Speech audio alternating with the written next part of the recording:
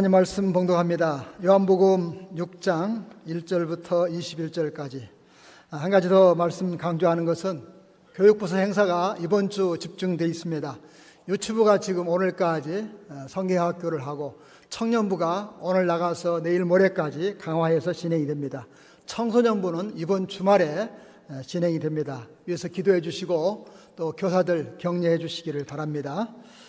또 우리 1, 2 권사회 우리 식당 봉사를 위해서 전반기 동안 수고 많았습니다. 감사를 드립니다.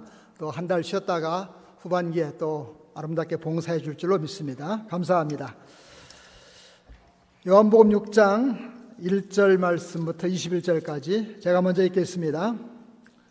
그 후에 예수께서 디베레아 갈릴리 바다 건너편으로 가시매 큰 무리가 따르니 이는 병자들에게 행하시는 표적을 보았음이러라. 예수께서 산에 오르사 제자들과 함께 거기 앉으시니 마침 유대인의 명절이 유월절이 가까운지라.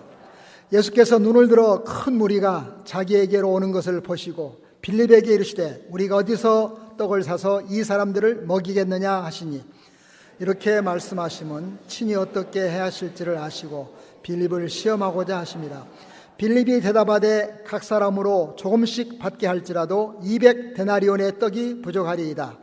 제자 중 하나 곧 시몬 베드로의 형제 안드레가 예수께 여짜오되 여기 한 아이가 있어 보리떡 5개와 물고기 2마리를 가지고 있나이다. 그러나 이것이 그 많은 사람에게 얼마나 되겠사옵나이까.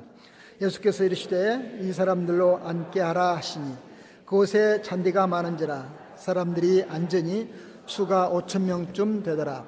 예수께서 떡을 가져 축사하신 후에 앉아있는 자들에게 나누어 주시고 물고기도 그렇게 그들의 원대로 주시니라. 그들이 배부른 후에 예수께서 제자들에게 이르시되 남은 조각을 거두고 버리는 것이 없게 하라 하시므로 이에 거두니 보리떡 5개로 먹고 남은 조각이 12바구니에 찼더라. 그 사람들이 예수께서 행하신 이 표적을 보고 말하되 이는 참으로 세상에 오실 그 선지자라 하더라. 그러므로 예수께서 그들이 와서 자기를 억지로 붙들어 임금으로 삼으려는 줄 아시고 다시 혼자 산으로 떠나가시니라. 저물매 제자들이 바다에 내려가서 배를 타고 바다를 건너 가버나움으로 가시는데 이미 어두웠고 예수는 아직 그들에게 오시지 아니하셨더니 큰 바람이 불어 파도가 일어나더라. 제자들이 노를 저어 10여리쯤 가다가 예수께서 바다 위로 걸어 배에 가까이 오심을 보고 두려워하거늘 이르시되 내니 두려워하지 말라 하신대. 함께 읽습니다. 이에 기뻐서 배로 영접하니 배는 곧 그들이 가려는 땅에 이르렀더라. 아멘. 에어컨 좀 꺼주시면 좋겠습니다. 한 어린아이가 이렇게 기도했습니다. 하나님, 왜 요즘은 기적을 행하지 않으시나요? 하나님은 기적을 행하는 분으로 알고 있는 겁니다. 그리고 눈에 띄는 기적만 기억하는 것 아니겠습니까? 하나님이 보이지 않는 가운데 하시는 수많은 일들, 그것을 알지 못하고 깨닫지 못한 것입니다. 우리 일상 가운데 우주와 만물 가운데 일하시는 그것이 기적이고 은혜인 줄로 믿습니다. 어른들도 마찬가지입니다. 기적에만 관심을 갖고 기적을 찾고 기적을 놀라하면서도 기적의 의미, 기적이 오늘 어떻게 우리와 연관있는가 생각지 못하고 있는 것입니다. 소위 신학자들은 기적 자체에 대한 사실 여부를 비판하고 판단합니다. 정말 기적이 일어났는가? 인간의 지식으로 이해하려고 지적인 접근을 앞세우고 있습니다. 오늘 본문에 나오는 2가지 기적, 예수님께서 오병이어로 5,000명을 먹인 사건과 물 위를 걸어오신 것, 그것은 기적이냐 아니냐, 그렇다면 어떻게 이해하는가, 여러 가지 합리적인 해석을 시도하곤 합니다. 그 중에 대표적인 것은 어린이가 자기 도시락 오병이어를 내어놓자 다른 어른들도 양심에 가책이 되어서 하나씩 둘씩 자기 것을 내놓았다. 서로 나누어 먹으니까 5,000명 이상이 먹고 남을 정도가 되었다. 가장 유명한 해석 중에 하나입니다. 그럴듯하지요? 그것도 기적이라면 기적일 수 있습니다. 예수께서 물 위로 걸어온 사건도 물가를 걸었는데 밤에 멀리서 보니까 물 위를 걸어오는 것 같았다. 착시 현상을 일으켰다라고 하는 것입니다. 아주 배고픈 해석입니다. 성경대로 믿지 아니하고 자꾸 인간의 머리로 또 합리적인 해석을 시도하다 보니까 그런 해석을 하곤 합니다. 오병이어 사건은 사복음서 모두 나오는 유명한 사건이지요. 마가복음에서는 6장은 56절까지 제일 긴 장입니다. 거기 가운데 기록되어 있습니다. 그리고 여기 요한복음에는 역시 6장인데요. 요한복음 6장은 71절까지 제일 긴 장입니다. 그 가운데 이 두 사건이 기록되어 있습니다. 특히 요한은 이 사건 이후에 뒤따르는 긴 설명을 하고 있습니다. 그 대표적인 것이 예수님은 생명의 떡이다. 믿습니까? 자, 32절, 33절 함께 읽어보겠습니다. 예수께서 이르시되 내가 진실로 진실로 너희에게 이르노니 모세가 너희에게 하늘로 보춘 떡을 준 것이 아니라 내 아버지께서 너희에게 하늘로부터 참떡을 주시나니 하나님의 떡은 하늘에서 내려 세상에 주는 것이 생명의 떡이니라. 생명을 주는 것이니라. 아멘. 이 사건을 광야에서 만나 주신 사건과 연결하고 있는 것입니다. 출애굽기의 사건과 연결시켜서 그 의미를 해석하는 것이죠. 광야에서 여호와 하나님이 만나를 주셨는데 그것은 모세가 준 것이 아니고 하늘 아버지가 주신 것이다. 그것은 생명의 떡이다. 그러시면서 예수님 자신이 생명의 떡이다 라고 하는 겁니다. 자, 35절 말씀 보세요. 예수께서 이르시되 나는 생명의 떡이니 내게 오는 자는 결코 줄이지 아니할 것이요 나를 믿는 자는 영원히 목마르지 아니하리라. 아멘. 결코 줄이지 아니하리라. 그리고 한 걸음 나가서 영원히 목마르지 아니하리라. 떡 이야기와 마시는 것까지 암시하고 있습니다. 이것은 예수님이 우리를 위하여 살과 피를 주셔서 구원을 주시고 생명 주시는 것을 내다보고 있는 것입니다. 예수님이 살과 피로 우리에게 내어주셔서 우리에게 참 생명을 주시는 것입니다. 우리는 그것을 성찬을 통해서 기억하고 또 기념하고 있습니다. 성찬식, 떡과 포도주, 예수님의 살과 피를 상징하고 기념하는 것입니다. 믿음으로 참여할 때 늘 풍성한 생명을 누리게 될 것입니다. 저희 교회는 떡과 포도주를 직접 만들어서 사용을 합니다. 오늘 주보에 나온 것처럼 우리 강기성 집사님이 떡집을 하시는데 직접 만들어서 주일 아침에 가져오십니다. 그 정성이 참 귀하고 또 돈도 받지 않고 봉헌해 주셔서 늘 감사하게 생각을 합니다. 지난주 사업장이 이사해서 예배를 드리는데요. 예배 마치고 그래요. 목사님, 성찬떡을 줄 때 좀 크게 해서 주시지요. 그래. 자기가 떡은 더 많이 해드리겠습니다. 그래요. 다음 주부터는 성찬떡을 크게 해드릴 것입니다. 기대하십시오. 설탕은 넣지 않고 이스트는 넣지 않습니다. 떡 맛보다도 믿음으로 먹으면서 오래오래 예수님을 기억하시기를 바랍니다. 예수님은 나는 생명의 떡이다. 내게 오는 자는 결코 줄이지 아니하리라. 나를 믿는 영혼이 목마르지 아니하리라. 오병이어로 5,000명을 먹였다는 기적을 넘어서 믿는 모든 사람에게 영원한 생명을 주신다. 그런 의미로 기적을 설명하고 있는 것입니다. 여러분, 이것이 요한이 기적을 해석하고 우리에게 전하는 의미인 것입니다. 그렇게 믿으시기 바랍니다. 아울러 물 위를 걸으신 기적도 그 의미의 연장입니다. 예수께서 바다 위를 걸어서 배에 가까이 오시면 보고 두려워했죠. 그때 예수님이 뭐라고 합니까? 이르시되 내니 두려워하지 말라. 한번 따라서 합시다. 내니 두려워하지 말라. 이 말은 나다, 나다. 그렇게 말하는 것입니다. 나다. 여러분, 이 사건은요, 출애굽 때 여호와 하나님이 광야에서 모세에게 나타나시고 하신 말씀을 기억나게 하는 것입니다. 출애굽기 3장에 보시면 호렙산에서 가시나무 떨기에 막 불이 타고 있는데 모세가 가까이 갔어요.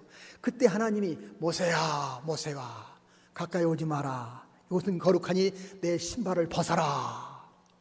그러면서 나는 아브라함의 하나님, 이삭의 하나님, 야곱의 하나님이다 하면서 출애굽의 위대한 계획을 말씀을 하십니다. 그때 모세가 당신을 누구라고 할까요? 한번 생각해 보세요. 그 당시 이스라엘 백성은 애굽에서 430년간 노예 생활을 하고 있었습니다. 예배도 할 수 없고 신앙에 대해서 말할 수 없었습니다. 예. 그때 하나님은 모세를 부르셔서 광야에서 출애굽의 엄청난 계획을 말씀하시면서 나는 여호와다. 모세가 누구라고 할까요? 거기 유명한 말이 나오죠. 14절 말씀. 하나님이 모세에게 이르시되 나는 누구요? 스스로 있는 자니라. 또 이르시되 너는 이스라엘 자손에게 이같이 말하기를 스스로 있는 자가 나를 너희에게 보냈다 하라. 스스로 있는 자. 여러분 성경을 찾아보면 그 말은 나는 나다 이런 의미입니다. 나는 나다. 그러니까 물 위로 걸어오신 예수님이 하신 말씀하고 같아. 나는 나다.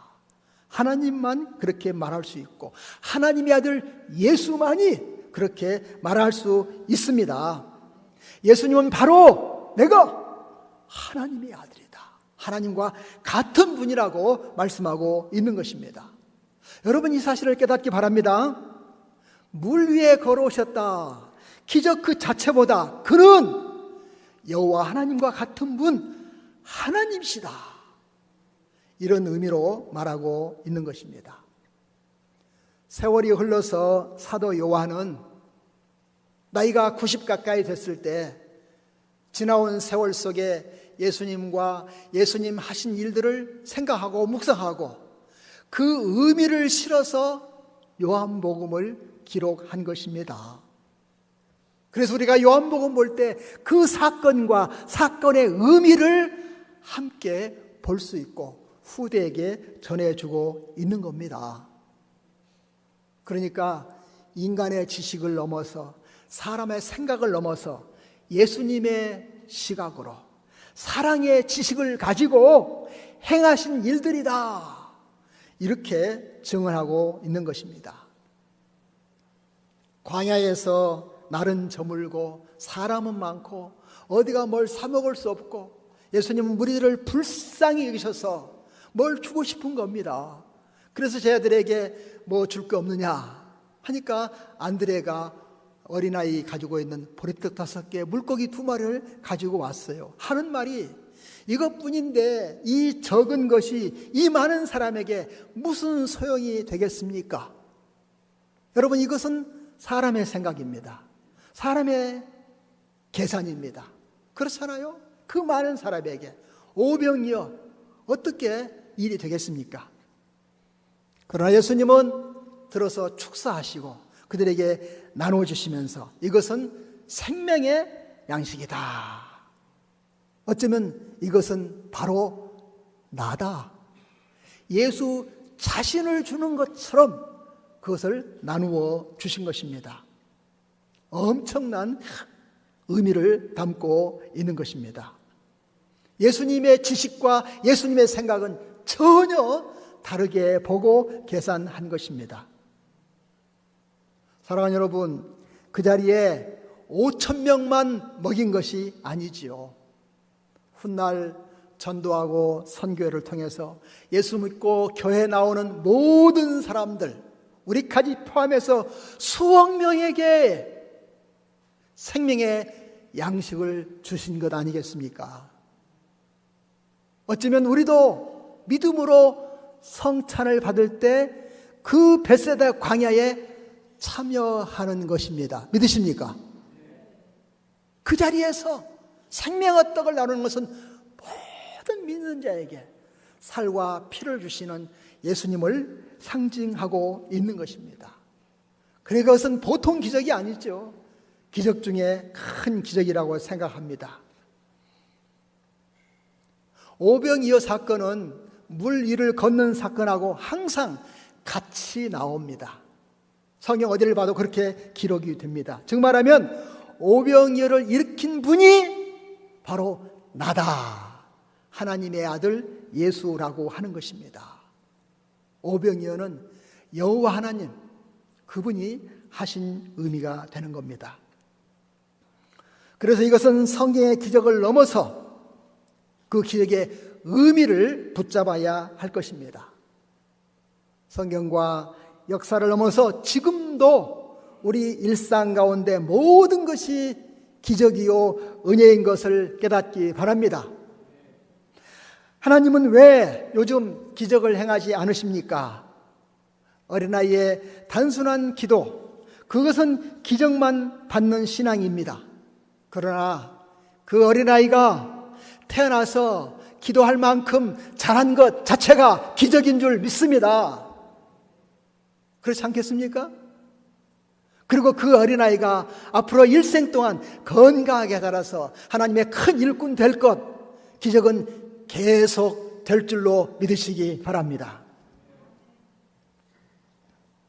전능하신 하나님께서 광야 같은 이 세상에 그 어린 것을 땅에 보내시고 자라게 하시고 하나님의 일꾼으로 멋있게 사용할 것입니다. 일평생 하나님이 기적으로 함께 하실 것을 믿으시기 바랍니다. 오병이어의 기적은 출애굽 광야에서 만나 주신 것과 같이 생명의 양식이다, 그런 의미인 겁니다. 여러분 한번 생각해 보십시오. 광야에서 만나를 주셔서 그때 이스라엘 인구는 아마도 200만쯤 될 겁니다. 그런데 하나님이 만나를 내려줘서 200만 명이 먹었어요. 엄청난 기적이죠? 그런데 여러분, 그 기적은 한 끼만 줬습니까? 아니면 한 달 동안 계속됐습니까? 1년 동안 계속됐습니까? 빨리 말하세요. 언제까지? 40년 동안. 할렐루야! 40년 동안 매일매일 기적의 연속이었습니다. 이 사실을 잊지 말기 바랍니다. 오늘 벳세다 광야에서 오병이어의 기적을 행한 것은 출애굽 광야의 기적을 깨닫게 하시는 겁니다. 예수야말로 영육간의 생명의 양식을 주신다. 일용할 양식을 주실 뿐 아니라 일평생 양식을 책임져 주실 것이다. 믿으시기 바랍니다. 그런 의미를 담고 있는 겁니다. 오병이어 그 자체만 생각하면 어쩌면 그렇게 큰 사건은 아니죠. 5,000명을 먹이긴 했지만은 개인적으로 생각을 해보시면 보리떡으로 물고기 가지고 한 끼 식사를 때운 것이지요. 안 그렇습니까? 예. 광야 배고픈데 보리떡하고 물고기를 내놔서 그래서 한 끼 배불리 먹은 겁니다. 이것은 늘 먹던 것입니다. 어쩌면 기적도 아니지요. 그런데 여러분, 그에 비하면 지난번 목장연합 모임 때 우리는 큰 기적을 체험했습니다. 단돈 10,000원 냈는데 35가지 육해공 음식이 가득 나와서 배불리 먹었어요.